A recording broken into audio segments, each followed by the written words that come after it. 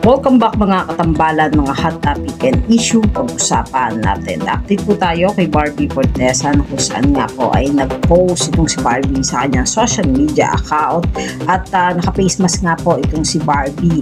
Makikita rin na nandoon siya sa isang daan na kung saan nga po ay maraming tao na naglalakad. At isa pa nga po sa post itong si Barbie na may caption na Barbara Fortesa Day 5. Habang naka-face mask nga po siya, ipinost nga po niya sa kanyang social media account. At kumain din itong si Barbie ng taho na isa sa kanyang paborito.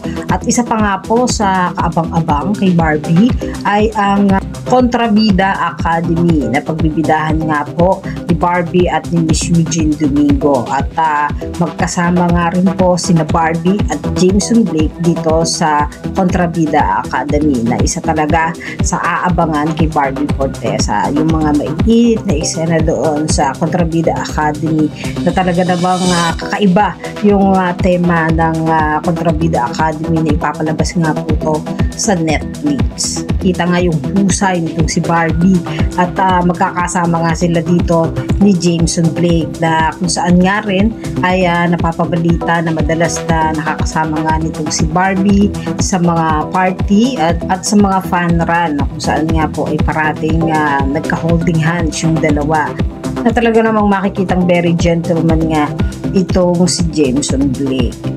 Yan po yung mga update natin ngayon kay Barbie. Kayo mga katambalan, ano ang masasabi nyo? Comment lang sa comment section at pag-usapan natin. Yan ang mga hot topic and issue dito lamang sa Tambalang Chill.